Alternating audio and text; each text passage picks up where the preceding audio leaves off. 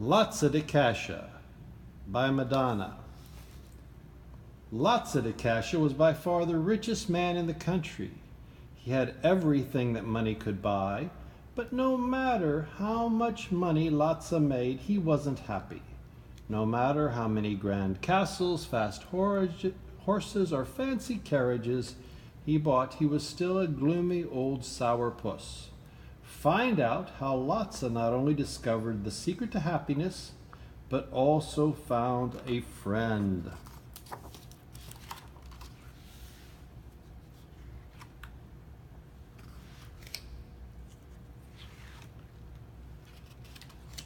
Long ago, and quite a distance away, there lived a very rich merchant who went by the name of Lotsa Cashs. Lotsa was by far the richest man in the country. He had everything that money could buy. But there was a teeny tiny problem. No matter how much money Lotsa Cashs made, he wasn't happy. No matter how many grand castles, fast horses, or fancy carriages he bought, he still was a gloomy old sourpuss. One day when Lotsa could not take being unhappy for one more moment, he cried out, "Enougha is enougha.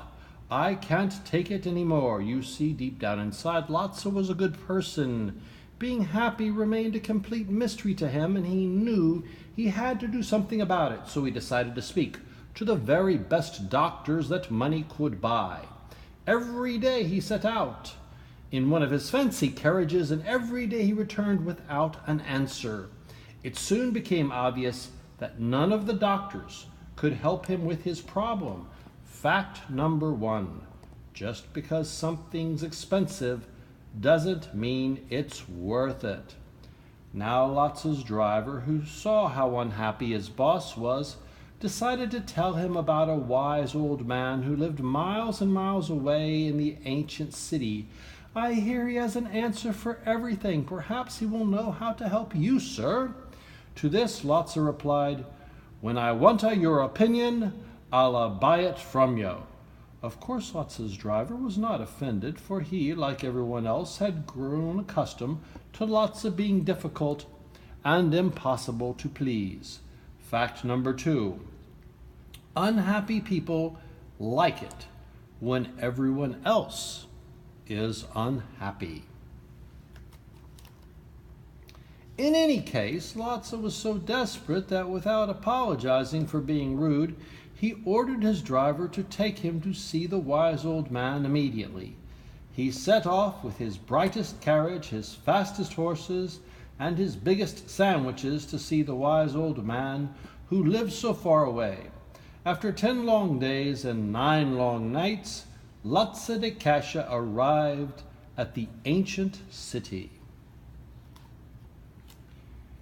There were many beautiful sights to see, but Lotsa was not impressed.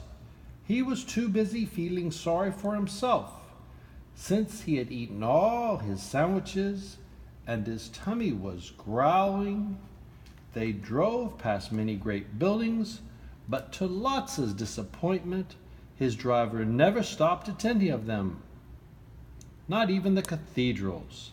Finally, when Lotsa thought he would faint from hunger, his coach stopped outside a dusty little hovel. "What's this'a?"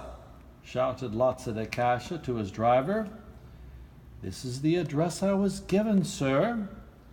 "This doesn't look like the house of an important man for me," said Lotsa. "Get out and check."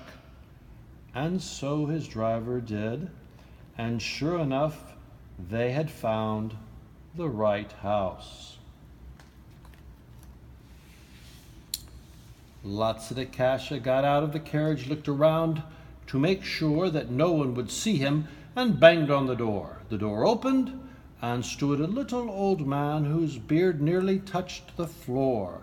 Lotsa introduced himself, and when the old man heard how far he had traveled, he insisted that Lotsa join him for lunch and tell him all about his problem.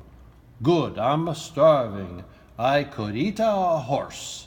And Lotsa, who was used to being waited on, "We will not be eating one of those," said the wise man with a hint of a grin, "but my wife is a great cook. Come into our kitchen and eat with us." So they sat down at the tiny table, and Lotsa ate as if he hadn't eaten in weeks. "It's a bad situation," Lotsa explained after he had finished quite a delicious bowl of spaghetti. "I have spent all of my life making the money, so I be happy. Now I have all the money a man could want, but I'm not happy." The old man was not impressed in the least. He leaned closer to Lotsa and said, "There is a very important secret to be learned in life, but it's very hard to see and even harder to hear to most people. So most people miss it." "What is that a secret?" asked Lotsa, eager to hear the answer. "The secret," said the wise man, pausing for a second while Lotsa sat up straight and strained to hear, "the secret is that if you share what you have and put others before you, you will find happiness." Lotsa Cashs was stumped. "That's it?" he demanded. "That's it," answered the old man. Lotsa had never thought about sharing or putting others first. All of his life he had been told that if he wanted to become rich and successful, he had to think about only one thing: himself. He scratched his head and frowned. This couldn't be right. The old man was obviously a phony baloney, an impostor, a quack. Lotsa wanted to leave immediately. "You must be a very busy man. Don't let me take up any more of your time," said Lotsa, pretending to be polite. "As you wish," said the old man, smiling. "I hope you find what you are looking for." "Thank you," snorted Lotsa, and quickly walked to the door and slammed it behind him. Fact number 3. When you tell people the truth, they usually slam the door in your face. Lotsa stood out on the street for several minutes, not knowing what to do. The situation seemed rather hopeless. He had traveled so far only to find out that the wise old man was a nutcase. Lotsa decided he didn't want to talk to anyone for a while, not even his coach driver. He checked to make sure he had his big fat purse full of money, and he told the driver to stay put. He needed to go for a walk. He wanted to think. He walked for hours and hours around the ancient city. After a while he passed a man trying to change the wheel on his cart. The man looked up and caught his eye. It made Lotsa feel uneasy. It looked like the old man had been working for hours, and he obviously needed help. But the job was messy and complicated. Besides, no one else had bothered to stop and help, so why should Lotsa? He carried on with his walk and went back to thinking about himself and how he was going to find happiness.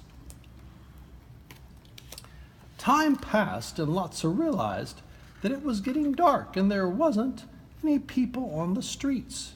He didn't know where he was or how to get back to his coach and driver. Then 2 men came out of the shadows. One of them wore a patch over his eye and walked with a stick. The other was short and had no teeth. They cried out to Lotsa, "Please help us, sir. We've fallen on hard times. Could you spare some change?" "Certainly not," said Lotsa, sniffing the air and wrinkling up his nose. "If you need money, go and earn it." And with that, Lotsa turned away. Suddenly the 2 men snarled and narrowed their eyes. The short one had a very menacing voice. "There must be a misunderstanding. We ain't asking you for your money. We're taking it, your lordship." The man with the patch on his eye started waving his stick around and shouting at Lotsa. "Let's have your clothes as well, Mr. Fancy Boots, and be quick about it."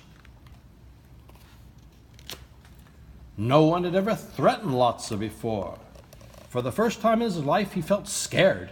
He quickly gave them everything they wanted, and the two men ran off into the night, congratulating each other with a job well done.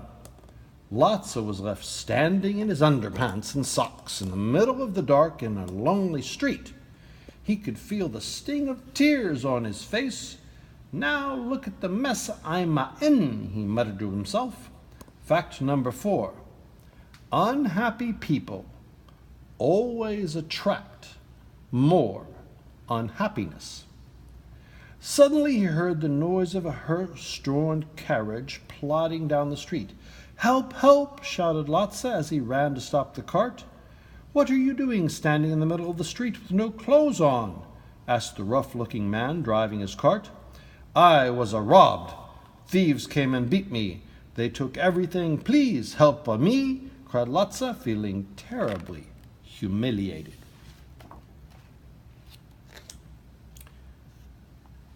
"Did you help me when I needed it?" asked the man. Then Lotsa realized it was the same man who needed help changing the wheel of his cart. The same man Lotsa had ignored. "I'm so sorry," said Lotsa, instantly regretting that he hadn't helped him when he had been given a chance. Lotsa just stood there whimpering in his underpants. "Which way are you going?" asked the man. "I want to go to my castle, Flasha de Casa," replied Lotsa. "It's at the foot of Machadoa Mountains." There was a long pause. Lotsa's castle was far away, and he was sure the man would not want to help him. Lotsa felt helpless and lost. "As a matter of fact, I'm going past the Machadoa Mountains, and I will take you that far, but you'll have to work for me until we get there," said the man with the cart. "Me worker for you?" exclaimed Lotsa de Cashs, waving his arms around. "That a chance! I'm the richest merchant in the whole land. I worker for no one." "All the money in the world won't help you now. Good luck," said the man, and he started to ride away.